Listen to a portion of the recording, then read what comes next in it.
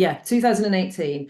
I realised that my health was taking a turn for the worst, really. But it had probably been going on for some time, but it's almost insidious, isn't it? And it creeps in, and then you adapt to that and adjust to that, and then before you know it, that's just the new norm, and you carry on.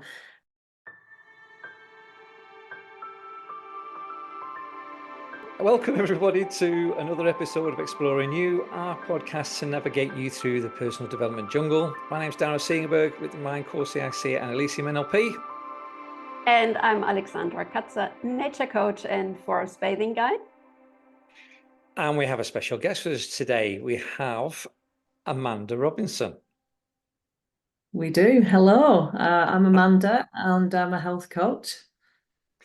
Great stuff. And so a bit more about you, Amanda. So we met at the It's Mental Live event a couple of months ago.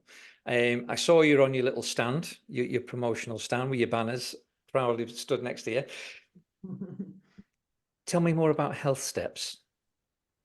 Yeah, so Health Steps is my business, and I'm a qualified health coach, and I work with businesses to build happier and healthier workplaces.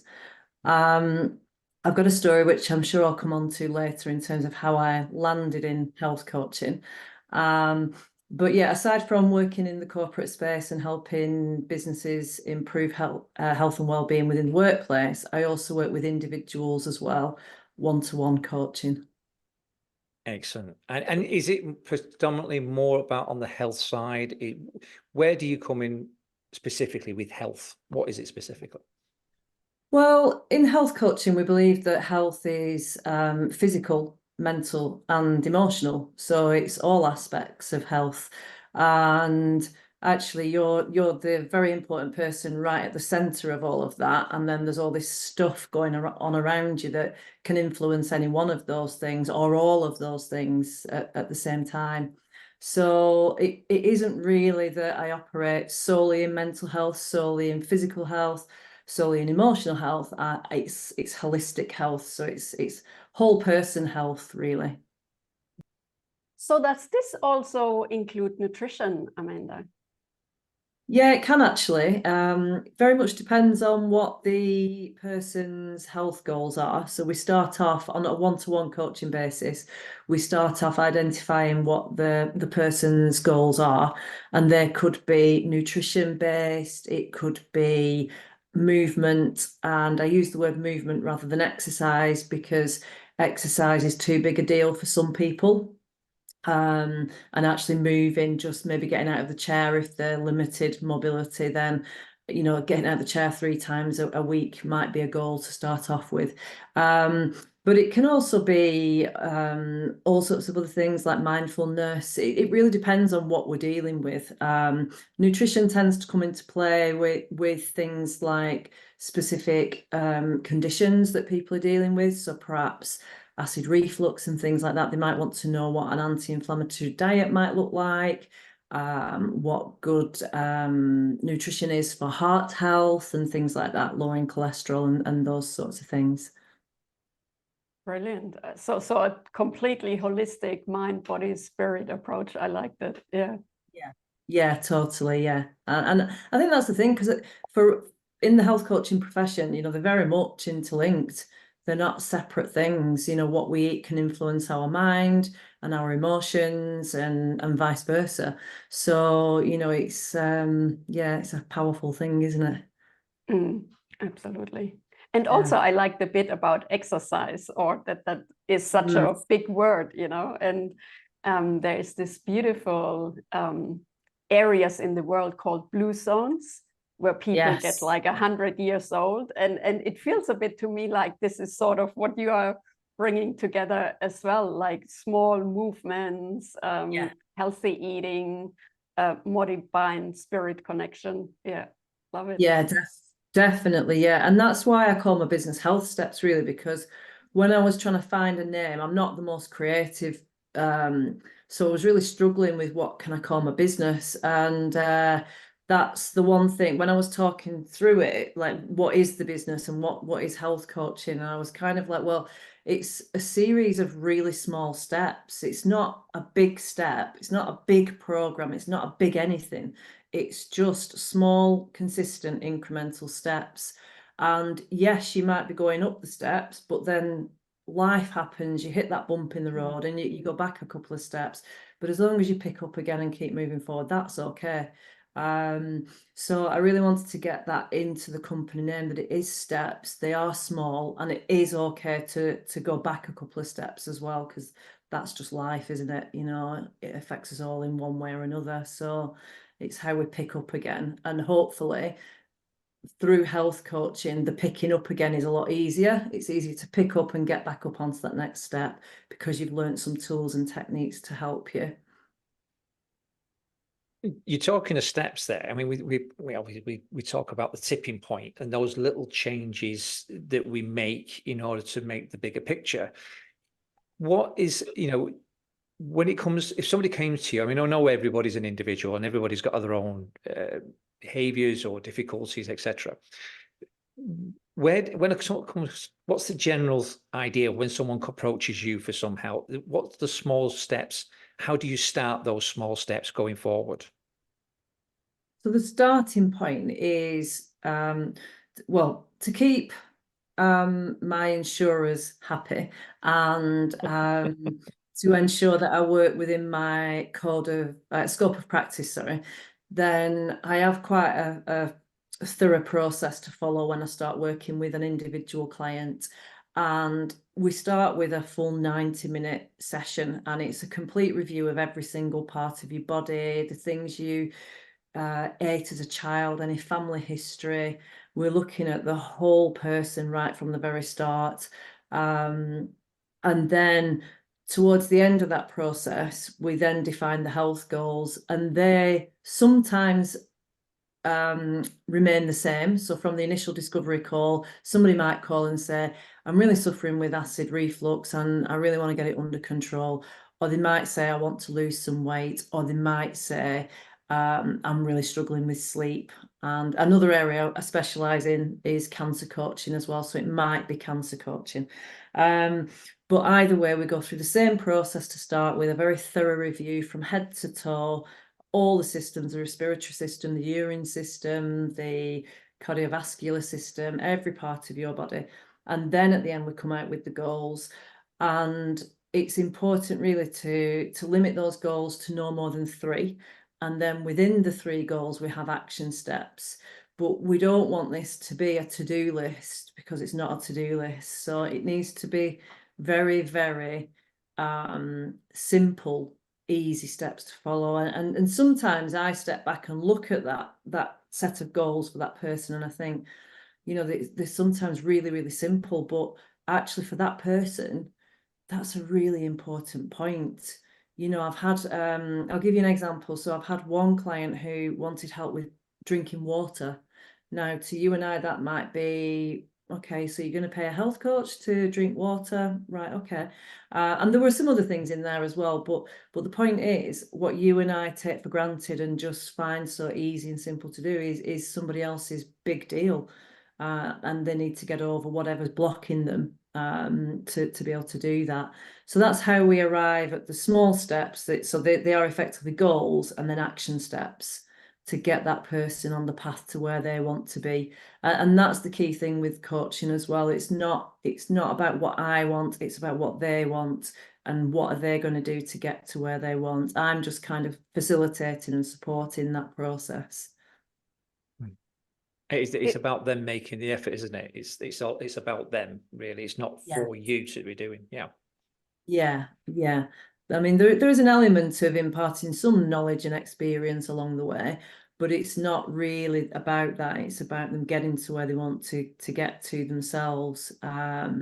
They just need that extra bit of help. And, you know, let's face it, we all know we need to move more, we need to eat well, we need to sleep well, we need to hydrate, we all know what we need to do. But if it was that easy, then we'd all be doing it, wouldn't we?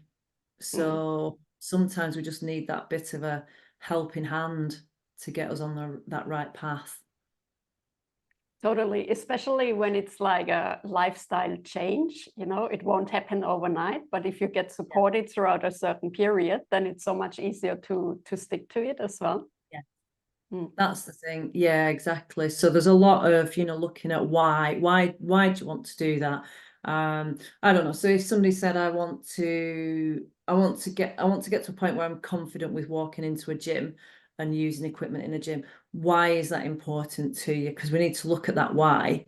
Otherwise it might not happen. So I'm looking for sort of body language and responses and sort of and things like that. And I might ask them, well, what does it look like when you're in that gym? When you're there at the gym and you're using that piece of equipment that you have in your head, what does it feel like? And I'm looking for the right kind of responses, which will be, I feel really good, and their eyes might light up and they might smile. And if it's kind of like, well, I don't really know, they're not ready to change, and so I'm looking for that. Is this person ready to change? Because there's again a difference between wanting to change and being ready to change. And health coaching really comes into play when that person's ready. So yeah, it's fascinating. I love it. Yeah, and if you notice someone is not ready to change, what sort of approach are you taking? I've actually just started working with a client who, admittedly, when I asked the question, because I just asked it outright, are you ready to change? And her response was actually, I'm just being honest, I don't actually know. I want to, but I don't actually know if I'm ready. And I think we're on session, it'll be today, this evening, we're on session 8 of 10 weeks.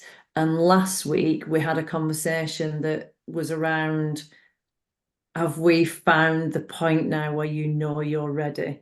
So she's been making the changes that she wanted to make all the way through the prior 7 weeks, but there was just something that she said and spoke of that made me think she's been doing the things she needed to do, but now she's really ready for it. And we talked around that, and we referred back to that initial consultation that we have at the beginning, which is a free consultation, and saying, well, not sure whether I'm ready or not, don't know. And I've got to make a call then, really, of, is that something I want to invest in? Because it's got to work for that person, and it's got to work for me as well, so I want to know that they're going to get the results they want from this process. So I just had a feeling that she was going to be okay, and we went ahead, and she's absolutely smashing it. So yeah, it's a trick. I suppose there could have been a different outcome though. Maybe I could have had a different feeling from it, and I think in that case I probably would say, let's pick up again in a couple of months' time or something like that, and see how that lands. Like, does that person then go, oh no, I don't want to wait a month, I want to do this now? So I think we'd see how that kind of works. But it's an investment. It's an investment of money, and it's an investment of time. So it's really important that they are ready to embark on their journey, to wherever they want to get to, from A to B. And I think that it's rewarding for both parties. Yeah. Well, it's as you say, you can't coach uphill. In a sense, if somebody wants to change, that's great. But the key thing is what you said there. It's got to be an investment for both of you. If it doesn't work, that person's going to come back on you and say, well, I've just spent all this money and all this time and you've not fixed me, because they're looking for the fix, aren't they, at the end of the day? So if you don't produce that, but it's not a case of you not being able to do that. They're not wanting to change at that particular time. Bit like smokers, aren't they? I can quit anytime. Well, then quit them, but they don't, because they're not ready to quit. So I get you. Yeah, exactly. So that's a really important part of what we do, in health coaching. Tell us a bit about the corporate side. Sorry, this is what we do. We can't cross over every time. It's all right. That's all right. I should say ladies first, but I've already got my question in. So totally go for it there. Tell us about the corporate side. Yeah, so the corporate side is really based around the fact that I've spent over 30 years in business, and 26 years of the 30 years was spent in IT. And IT is a very fast-paced, 24/7, 365 environment, very male-dominated, very much deadline-driven, innovation-driven, and so there's a lot of pressure. And when I first qualified as a health coach, I thought that I would just work with individuals. I wasn't planning to work within business. I hadn't even thought that far ahead, to be honest with you. But then as the years have gone by, I've thought, okay, well, I've got all this experience. And in my role as IT, because I was in more of the management side and the project management side of IT rather than hands-on coding, I got good exposure to all areas of business. So from buying through to shipping products, HR, finance, and those sorts of things. So I thought it's a bit crazy really to walk away from all of that, because if I can, I want to create healthier, happier places, workplaces, communities, individuals, gyms, wherever they are. Let's just create a community of healthy, happy people. So that's my mission. And I thought, right, I think workplaces is the means of getting to many people rather than working individually. Plus, it also uses all those skills and that experience that I've built up over those years. And I'm quite confident in having discussions within board meetings and things like that, presentations and all that sort of stuff. So I thought it made sense to focus on that area. So what I do within businesses, I still do one-to-one coaching, and a business that I've worked with recently has referred 3 of their team members who had sadly received a diagnosis of cancer. And I work with 3 of their team through that process. But I also do other things like group coaching. So we use a tool called the Wheel of Life. And as I mentioned earlier, you're at the centre and then there's all this stuff going on around you. And the Wheel of Life, for me, has 5 areas within it.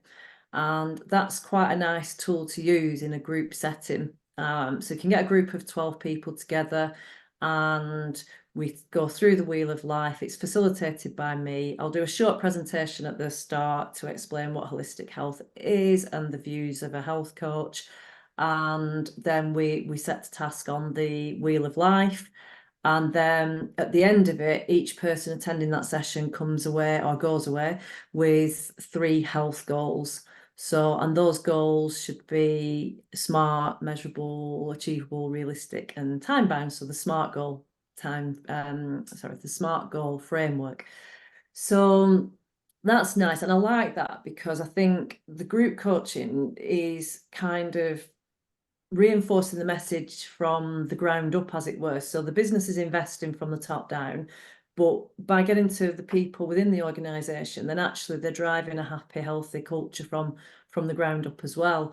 So in theory, that should work well because the top are driving it down and putting the money into it to provide these services, and the bottom are going, okay, yeah, I'm enjoying this, it's making a difference, I'm feeling better, I'm looking better, and I want to do and learn more about this, because I think it's not just the employer's responsibility, is it?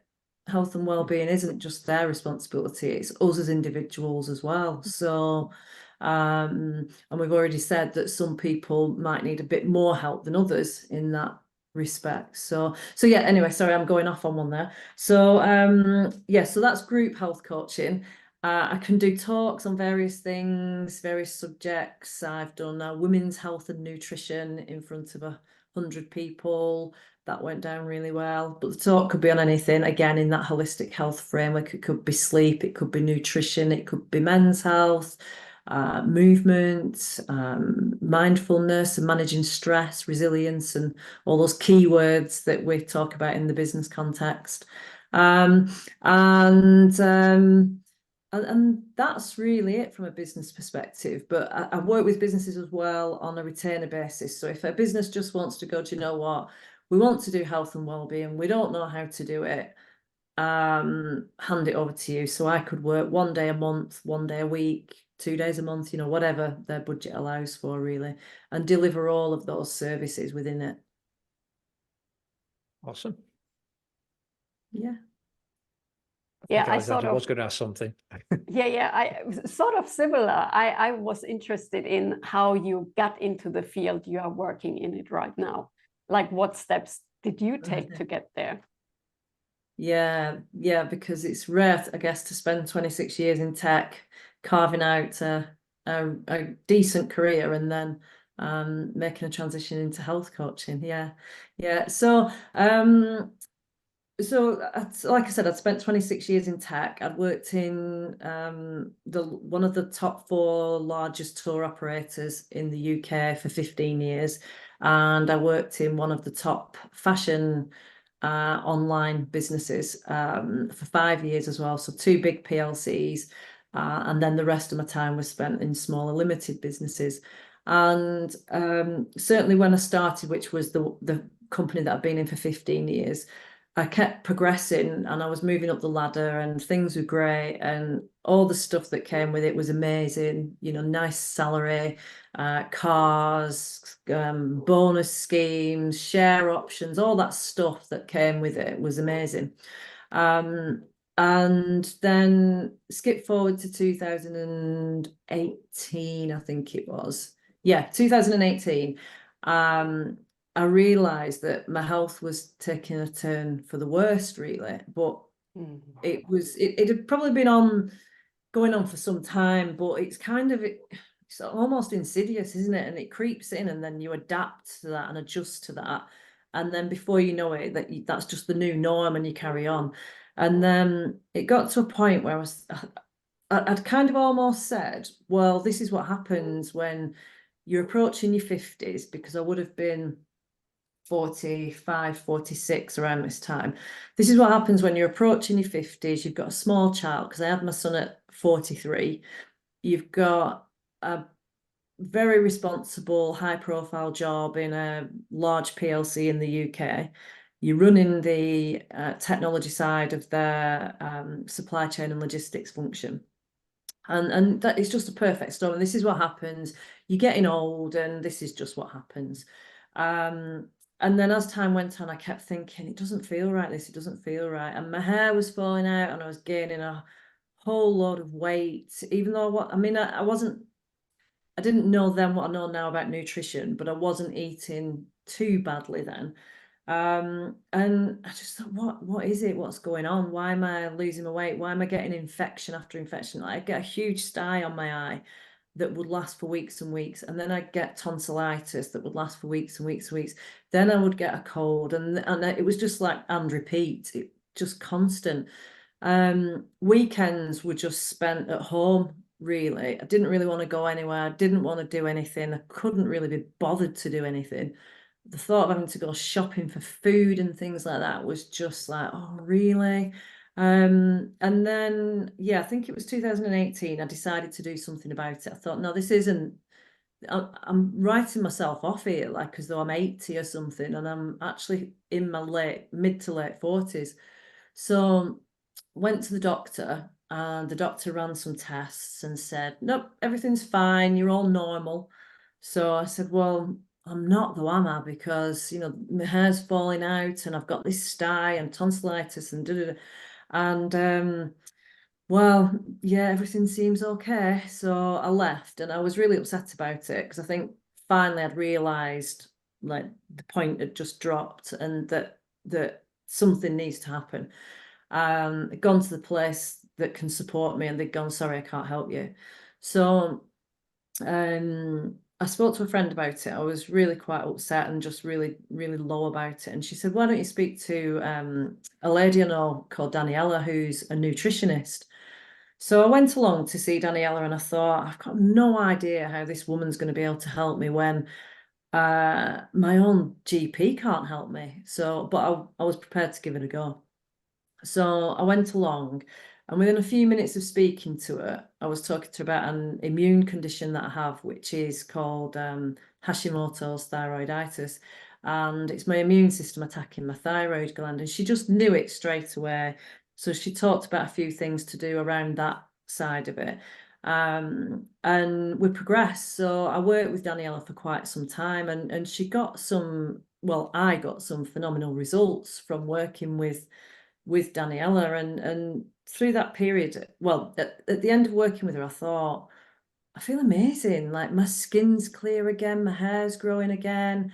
I look good. I feel like the old me's coming back, the old Amanda's coming back. So what have I done? How did I do this? And when I look back, I thought, right, I've changed my lifestyle. I've learned a lot about nutrition. I've learned a lot about how the body works and this interconnected nature. And I became quite obsessed with all this then, and thought, like, what would have happened if I hadn't met Daniela and I just kept going back to the doctors and saying, I'm still not right, I'm still not right. I think I would have been put on medication, something like antidepressants, to just get rid of me, not really to help the problem, but to mask the problem, and to mask that root cause. And so, yeah, I became really, really, like, probably obsessed with it, actually. And certainly around the whole let food be thy medicine concept, because I just couldn't believe the difference. And again, just going back to the health coaching process, whilst Daniela was is a nutritionist, she still used really the health coaching framework, but without the sort of certificate and the qualification behind it.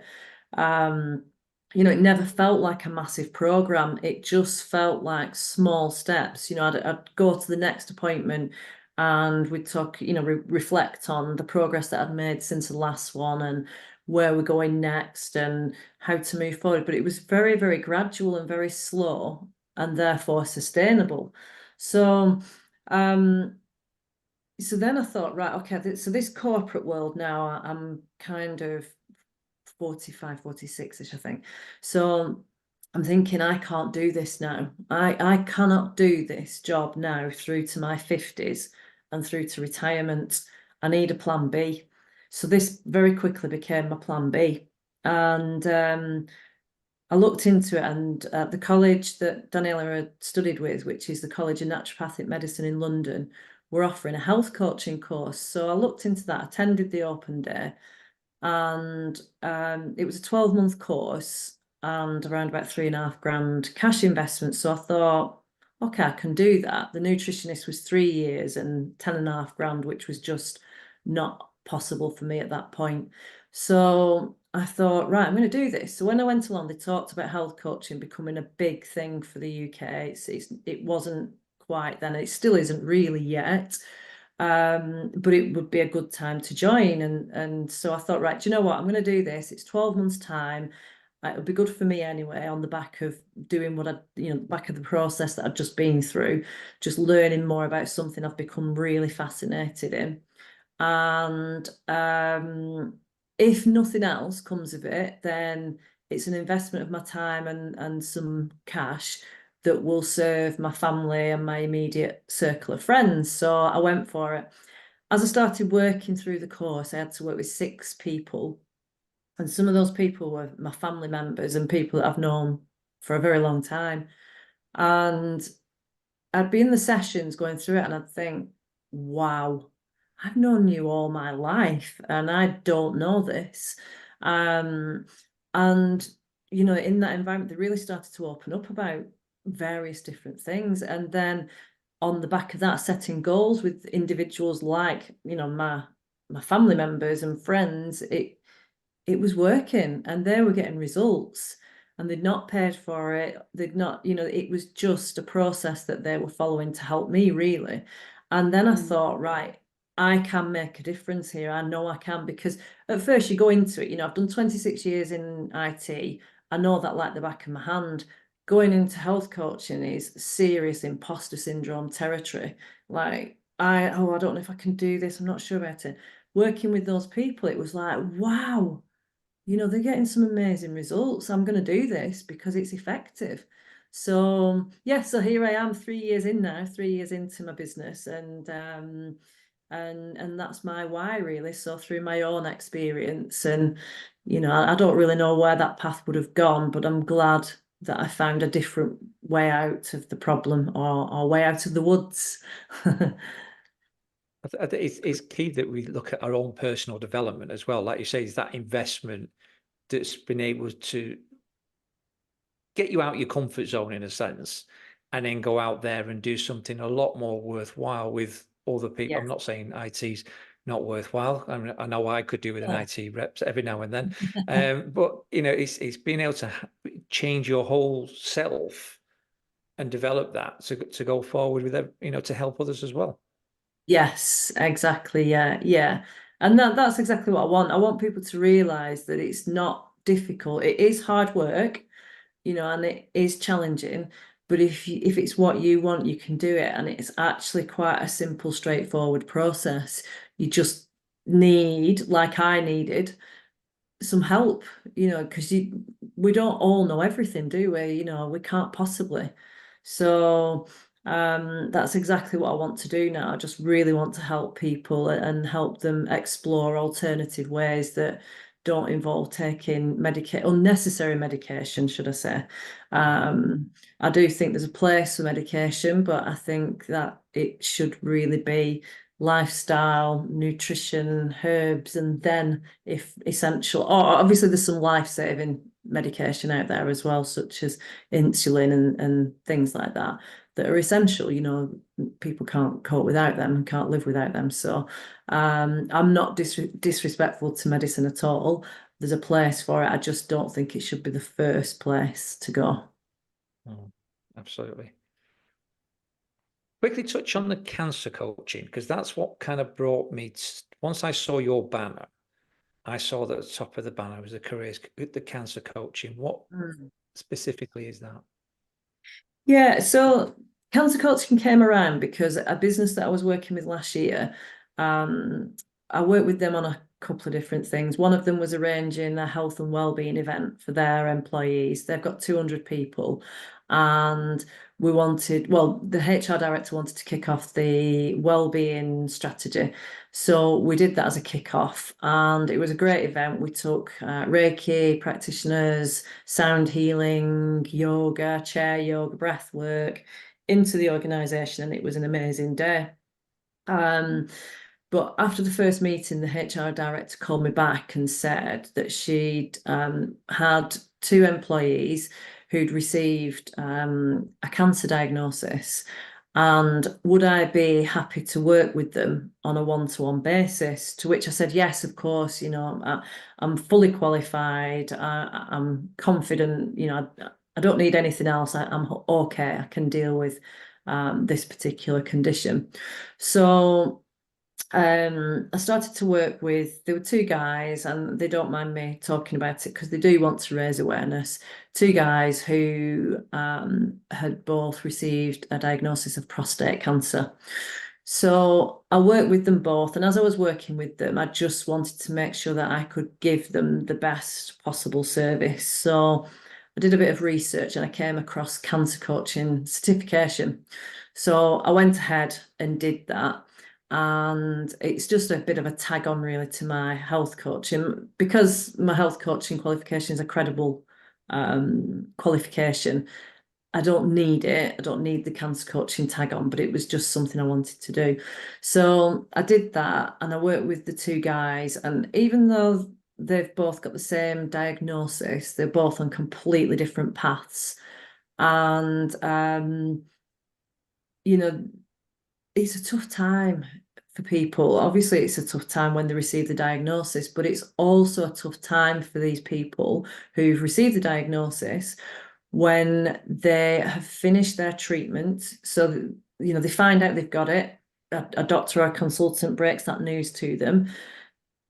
They're then very quickly governed by a series of appointments, and to some extent that kind of keeps them going because they're waiting for the next appointment, then the next appointment, then the next appointment. But when their treatment ends, they're then asked to get on with the life. And what is that? What does that mean? How does that look? Because it doesn't look the same as it once did. You know, again, physically, emotionally, and mentally, things are very different now. So working with the 2 guys specifically on the area after treatment. Well, one was during treatment and one was after treatment. And I think it really, really helped both of the guys. But they both talked about the fact that, you know, they are expected to just get on with life now. And one of them was he was post-operation and he had some physical healing to deal with. And then his next big thing was getting back to work. So, and what I realized was that coaching really helped fill that gap between the person and the employer.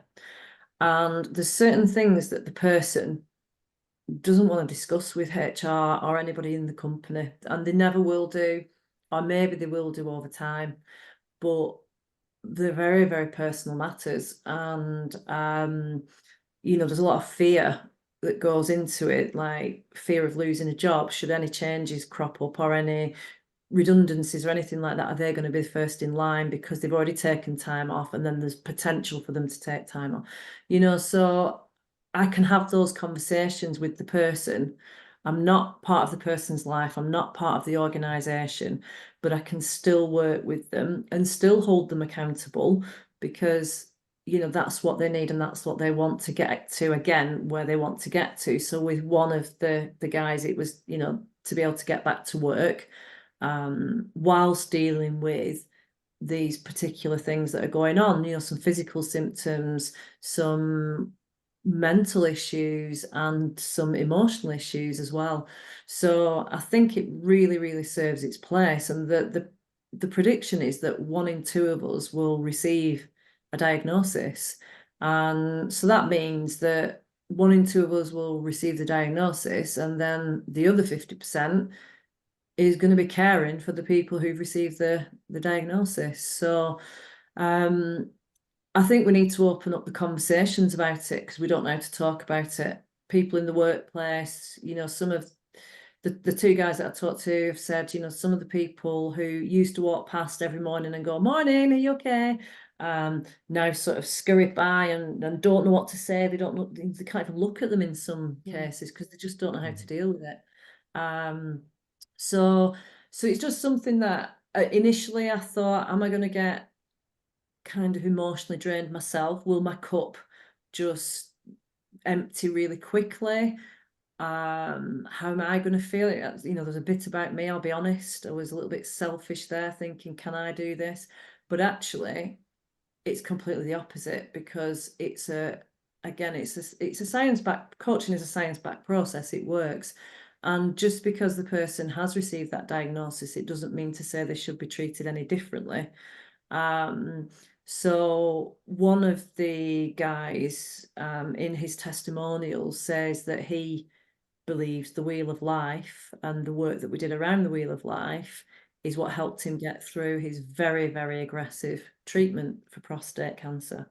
So, you know, it's powerful stuff and it can really make a difference. So that's how I got into cancer coaching. And then later on last year, they asked me to work with another one of their employees as well, a lady this time. So I think when I started working with these people and realizing the difference it makes to them and to their life, and again, it's not me, I'm not swooping in with a hero cape here, it's them, they're doing the work, but I can still have those conversations. They feel safe, but they're also, you know, they do feel accountable. They want things to focus on outside of what, you know, everything that's going on in here and around them. You know, they want goals, they want to think about the future, they want to keep moving forward. So yeah, so I do feel quite strongly about this. It is, I'll be honest with you, it's very tough, because I feel like almost like it's a hard one to talk about. You know, as a business owner, I have to promote what I do and how I can help people.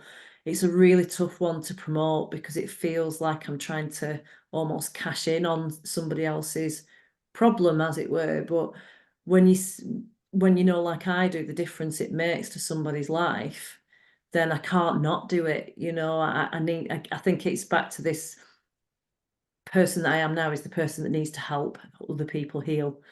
that's why I'm here now. So if I know I can do that, why should I sit back on it? But it's awkward. I'll be honest, it's an awkward thing to talk about in terms of selling. That's fair enough. That's fair. No, it's great work that you're doing, and I think it's key. And I'm going to hold my hands up. It's great to, it's those guys that are actually opening up and help and getting the help for them now. I'm conscious of time. So I hope you don't mind. 5 minutes of, unless Alexandra's got anything to ask. No, not for now. Thank you. Always so quiet in the corner. 5 minutes of fame. Your 5 minutes of fame then. The floor's yours. Right. Tell the world, well, the other 150 people that listen to this show, tell the world who you are, what you're doing and how they can get in touch with you. Yeah, okay. So I think I've explained a lot about what I do and the services that I can offer, so I won't bore you with that anymore. You can find me on my website, which is, it's always hard to say this, isn't it? www.healthsteps.co.uk.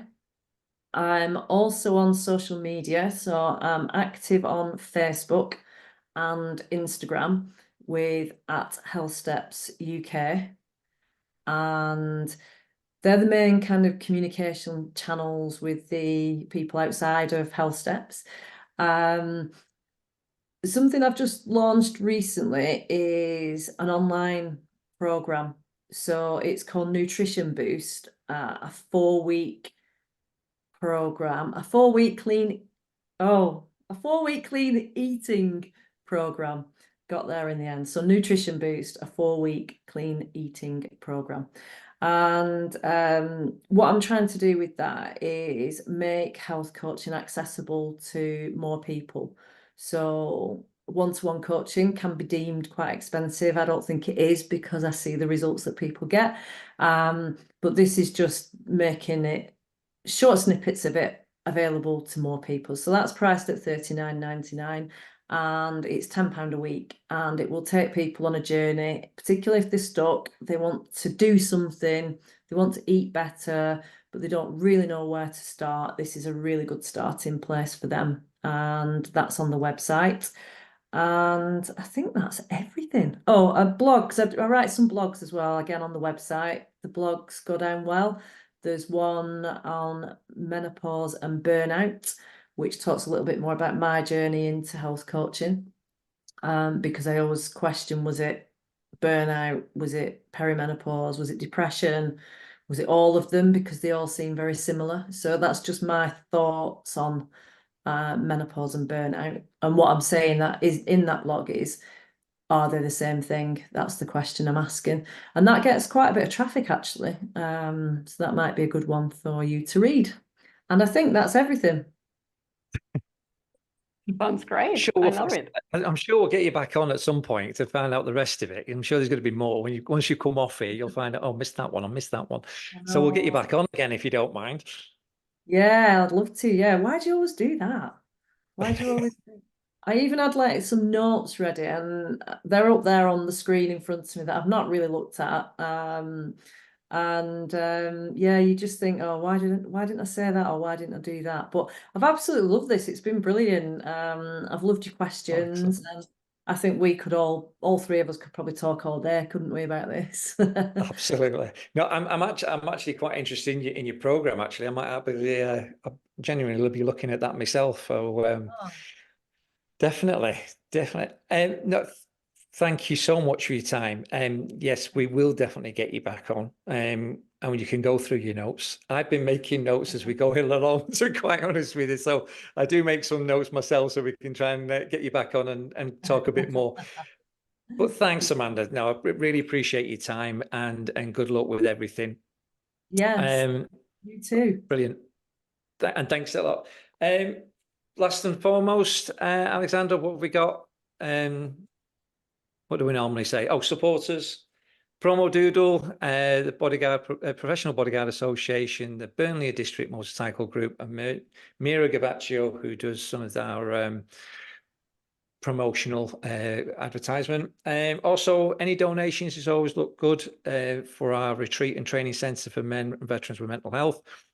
You'll find us on GoFundMe under Retreat and Training Centre, and you can also join through the app of the Easy Fundraising app to get free donations when you're doing your shopping online, and you'll find that on the Mindcore CIC.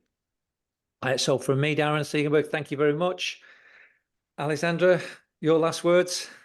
Yeah, just give us a like, a comment, a share. And thanks, Amanda, for having you on the show today. Thank you. It's been amazing. Cheers.